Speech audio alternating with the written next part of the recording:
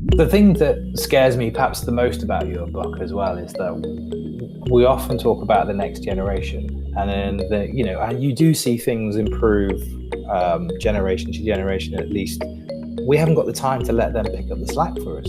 We left them in a pretty terrible circumstance, right? So think about the college graduate, right? Next generation. They're graduating with debt.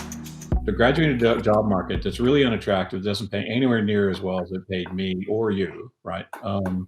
They're graduating with a massive tax load that they're going to be burdened with because countries have taken on huge amounts of debt because of COVID and pre-existing circumstances.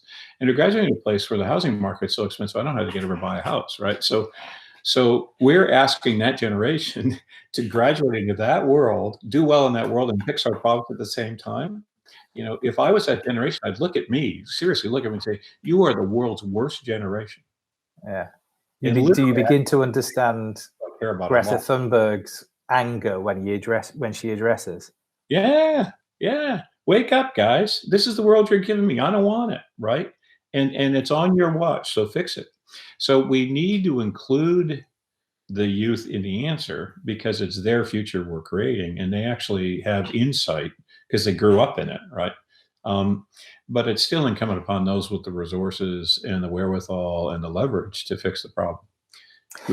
We can't just wait for them to fix it because we only have 10 years. And by the way, they won't be in position of authority in 10 years. Yeah.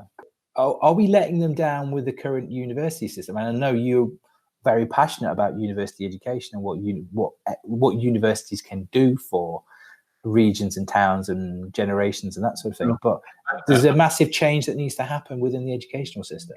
Yeah, I think universities are another institution that's at risk, right? All the major institutions are, and you can't leave education aside. And so there's a couple of really important points in that. One of them is curricula change too slowly, right? So we have part of the problem with institutions is they're governed to be slow in change, which is a good thing because we want institutions to be reliable, right? But in the world that's highly dynamic, that has massive needs for new kinds of skills, we need them to adapt faster, right? So just take a simple example, make it tangible. We have a lot of people who know why climate is a problem. We have nowhere near enough people who know what to do about it. The actual, how do I change farming? How do I change manufacture? How do I change the transportation system? And so the worry I have is we can diagnose, but can we do anything about it, right? That's an education problem. And we should have 5 years ago recognized that people were going to understand the problem. We didn't have to gather more data to say, here's why we have a problem. We needed more people who could actually work it for us, right? And I just think we're not fast enough in our turnaround or on our curriculum, which is partly because actually there's incentives for people to remain in the thing they're famous at and not move into new things within a kind of peer review process, right? And so there's a whole elements of the education system that are keeping it slower than the pace we need them at.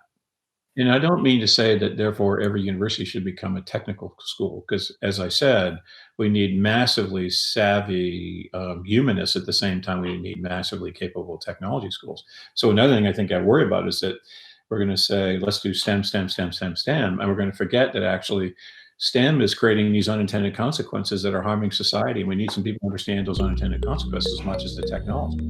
And so, yeah, I'm worried about the university system. And by the way, they're really in financial trouble now.